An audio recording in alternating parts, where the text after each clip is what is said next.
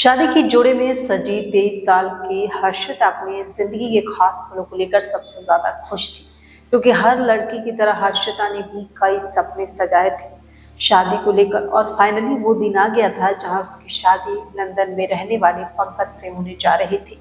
दिल्ली के farm house में अग्नि को साक्षात मानते हुए 22 मार्च 2024 को हर्षिता ने 7 फेरे लिया। और इस शादी से पूरा परिवार बहुत ज्यादा खुश था, क्योंकि लंदन में एक अच्छी कंपनी में पंकज काम कर रहा था और वो एक हर्षिता के लिए परफेक्ट मैच था। हर्षिता, जिसका सपना बचपन से ही टीचर बनने का था, उसे लग रहा था कि अपॉर्चुनिटी होगी तो वो अपने सपने को पूरा कर पाएगी। उसके पिता सतबीर सिंह ड्राइवर थे। उन्होंने बड़ी ही धूमधाम से अपनी छोटी बेटी की शादी की थी। पिता होने के नाते उन्होंने अपनी सबसे बड़े रिस्पॉन्सिबिलिटी को बहुत ही अच्छी तरीके से निभाया था। जहां एक तरफ शादी के बाद हर्षिता की विदाई का गम पूरे परिवार को था, वहीं दूसरी तरफ वो इस बात से ज्यादा खुश थे कि हर्षिता अपनी नई जिंदगी की शुरुआत करने जा रही है। पर हर्षिता ने कभी सपने में भी नहीं सोचा होगा कि जिस नई जिंदगी की वो शुरुआत करने जा रही है, वो नई जिंदगी उसको ऐसे दलदल में फंसा देगी जिससे वो कभी निकल ही नहीं पाएगी। प्लीज आप लोगों से रिक्वेस्ट है कि इस वीडियो को ज्यादा से ज्यादा शेयर करें, ताकि वीडियो ज्यादा से ज्यादा लोगों तक पहुंचे। मैं ऐसा क्यों बोल रही हूँ ये आपको वीडियो के एंड तक पता चल जाएगा। नमस्कार, मैं उदिव्य तिवारी और आप देख रहे हैं द रॉन्ग, और मैं बात कर रही हूँ हर्षिता मर्डर केस की। मेरी बेटी का मर्डर हुआ है और मैं ये चाहता हूँ कि मेरे को न्याय मिले, मेरी बेटी को न्याय मिले। 1 साल हो गया, हम दर दर भटक रहे इंसाफ की लड़ाई के लिए और अभी तक हमें इंसाफ नहीं मिला। पंकज को अरेस्ट किया जाए, उसको जो भी उसने किया उसकी सजा मिले उसको।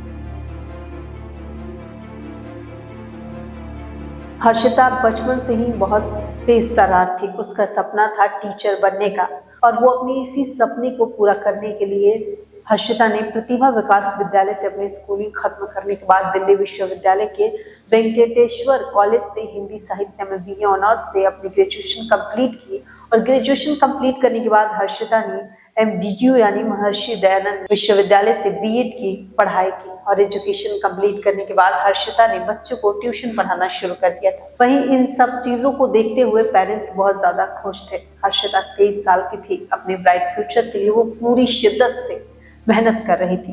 बड़ी बहन सोनिया और हर्षिता एक दूसरे से बहुत ज्यादा क्लोज थे। अपनी हर प्रॉब्लम को एक दूसरे के साथ शेयर किया करते थे। सोनिया की शादी एक अच्छे घर में होने के बाद घर वालों की बस यही रिस्पॉन्सिबिलिटी थी कि हर्षिता की भी शादी किसी अच्छे लड़के से हो जाए। घर वालों ने हर्षिता के लिए लड़का देखना शुरू कर दिया और किसी के थ्रू एक रिश्ता आया। हरियाणा के दरौली गांव का रहने वाला पंकज, जो लंदन में किसी बड़ी कंपनी में अच्छी पोस्ट पर था।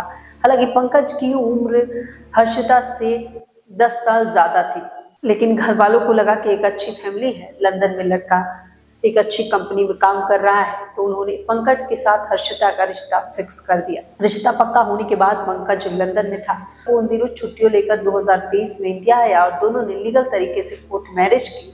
और इसमें लड़का या लड़की पहले इंडिया जाकर कोर्ट मैरिज कर लेते हैं ताकि वो वीजा प्रक्रिया को स्टार्ट कर सके। अगस्त 2023 में कोर्ट मैरिज करने के बाद पंकज वापस लंदन लौट गया और इधर हर्षिता और उसके घर वालों ने शादी की तैयारी करनी शुरू कर दी थी। कोर्ट मैरिज के करीब 8 महीने बाद पंकज फिर से इंडिया आया और दोनों ने हिंदी रीति रिवाज के साथ बड़ी ही धूमधाम से शादी की। शादी के कुछ दिनों बाद ही पंकज फिर से यूके चला गया। हर्षिता का वीजा भी तब तक आ गया, इसलिए शादी के महज 1 महीने बाद अप्रैल में पंकज के पास हर्षिता चली गई। दोनों इंग्लैंड के जिला कार्बी टाउन में मूव हो गए, जहां पंकज पहले से ही रह रहा था। हर्षिता, जिसके लिए एक नया शहर और नए लोगों के साथ एडजस्ट होना एक बहुत बड़ा टेंशन था, पर वो अपनी नेचर की वजह से लोगों के साथ बहुत जल्द घुल मिल गई। एजुकेशन और डिग्री के दम पर उसने डिस्ट्रीब्यूशन सेंटर में उसे जॉब भी मिल गई, जहां वो जॉब करके फाइनेंशियली पंकज को सपोर्ट कर रही थी। और वो बहुत एक्साइटेड होने के साथ हर्षिता पूरी तरीके से वाइफ और एक पार्टनर का रोल प्ले कर रही थी, जहां वो जॉब करके फाइनेंशियली पंकज को सपोर्ट कर रही थी और साथ ही साथ घर के कामों में भी पंकज का पूरा हाथ बटा रही थी। और शायद यही रीजन था कि हर्षिता अपनी नई जिंदगी में बहुत ज्यादा खुश थी। और जहां उसके पास पति पंकज का साथ होता, वहीं दूसरी तरफ वो अपनी ब्राइट फ्यूचर को भी देख पा रही थी। पर हर्षिता की नई जिंदगी पर बिजली गिरने वाली थी, क्योंकि कहते हैं ना कि जो कभी कभी हमें दिखाया जाता वो सच नहीं होता, जो सच होता है वो हमें दिखाया नहीं जाता। जी हाँ, पंकज से उसने सोचकर ये शादी की थी कि पंकज यूके में एक अच्छी कंपनी में जॉब करता है, पर वो पंकज किसी अच्छी कंपनी में जॉब नहीं करता बल्कि पिज्जा डिलीवरी बॉय के रूप में काम करता था और उस समय वो स्टूडेंट वीजा पर था। हर्षिता ने जब इस बारे में अपनी फैमिली को बताया तो वो भी इस बात से शॉक्ड रह गए और उनके पास कोई और ऑप्शन नहीं था और हर्षिता ने भी इस बातों को इग्नोर करते हुए अपने काम पर फोकस करना शुरू कर दिया। लेकिन शादी के महज कुछ समय बाद ही हर्षिता की मेहंदी का रंग अभी फीका नहीं पड़ा था कि पंकज ने उसे दहेज के नाम पर मारना पीटना शुरू कर दिया था। पंकज उसे फिजिकली और इमोशनली टॉर्चर तो कर ही रहा था, पर उसके साथ साथ उसने हर्षिता के बैंक अकाउंट पर भी कंट्रोल कर दिया था।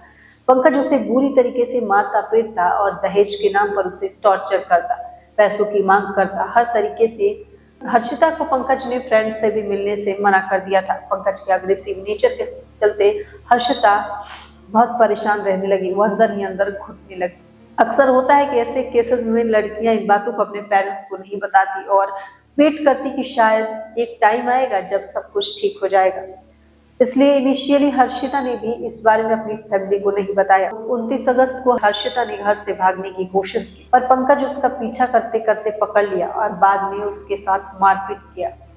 फाइनली अपने पिता को कॉल करके हर्षिता ने इस बारे में बताया। जब घर वालों को अपनी बेटी को इस हाल में देखा तो उनके ऊपर दुखों का पहाड़ टूट गया। उन्होंने कभी सपने में भी नहीं सोचा था कि उनका दामाद उनकी बेटी का ये हाल कर देगा। हर्षिता के फादर ने बड़ी समझदारी से उसे अपने किसी फ्रेंड को कांटेक्ट करने को बोला और वो हर्षिता के पिता ने वो वहां से चले जाने की उन्होंने सलाह दी। मौका देखकर उन्होंने एक अपने फ्रेंड को मैसेज किया और हर्षिता से बोला कि वो वहीं पर जाकर रहे। और हर्षिता उस समय प्रेग्नेंट थी। काफी टाइम तक फिजिकली और इमोशनली पंकज टॉर्चर करते रहा, जिसकी वजह से हर्षिता का मिसकैरेज हो गया। वही 29 अगस्त की शाम को हर्षिता ने नजदीकी पुलिस स्टेशन में पंकज के खिलाफ डोमेस्टिक वायलेंस की कंप्लेंट दर्ज करवाई और पुलिस ने इस केस को सीरियसली लिया। 3 सितंबर 2024 को पंकज को पुलिस ने गिरफ्तार कर जेल में डाल दिया। हालांकि पंकज को 2 दिन बाद ही इस मामले में बेल मिल गई और वो जेल से बाहर आ गया, पर पुलिस ने हर्षिता के लिए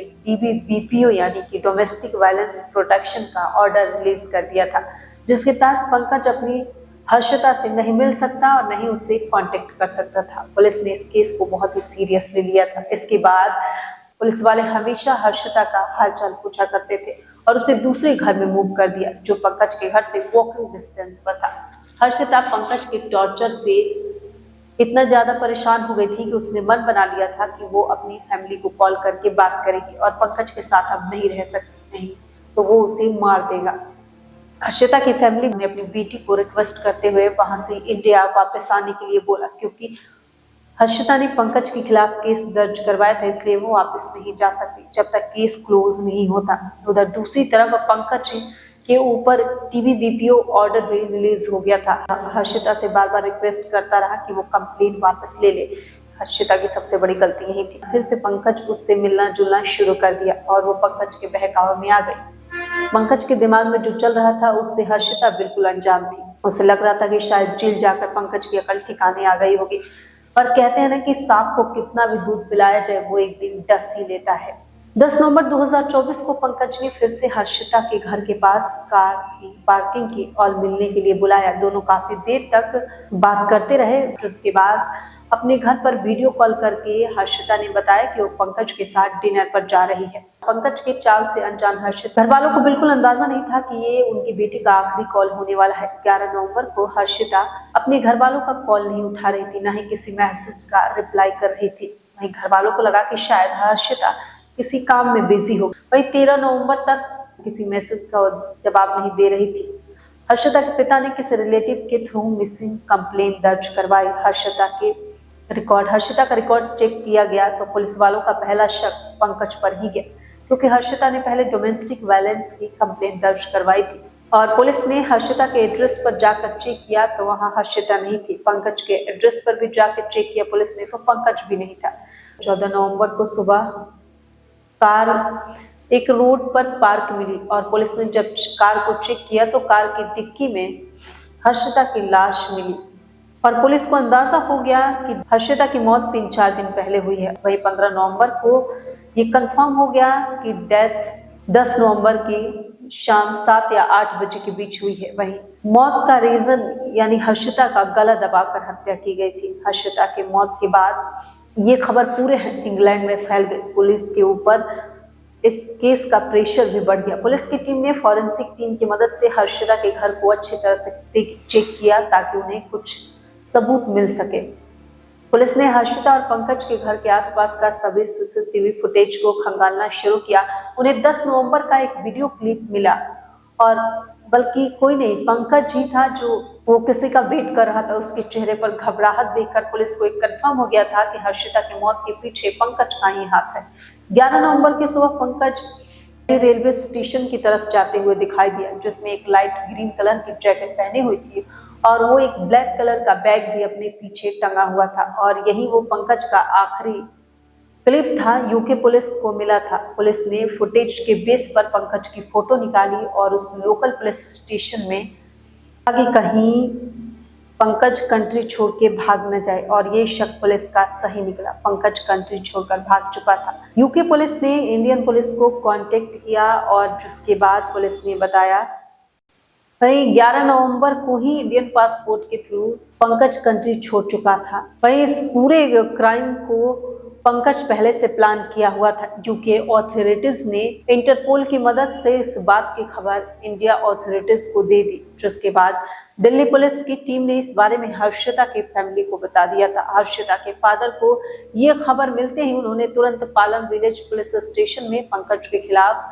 हत्या की कंप्लेंट दर्ज करवाई और उन्होंने कहा कि पंकज की फैमिली भी इस केस में पूरी तरह से इन्वॉल्व है। उन्होंने दहेज देने के लिए उनको मजबूर किया है। दिल्ली पुलिस ने इस मामले को गंभीरता से देखते हुए पंकज के पिता दर्शन सिंह को और पंकज की मां को पुलिस ने उन्हें रिमांड के लिए भेज दिया। पर इस केस में पूरी तरह से देखा जाए तो पंकज लांबा अभी पुलिस की गिरफ्त से बाहर है। पुलिस ने पंकज को एक खतरनाक अपराधी बताते हुए उसको पकड़ने वाले शख्स को 50,000 देने का भी दावा किया है। पुलिस के अकॉर्डिंग 12 नवंबर को पंकज दिल्ली पहुंचा था और एक सीसीटीवी फुटेज में वो दिखा भी था एटीएम से पैसे निकालते हुए।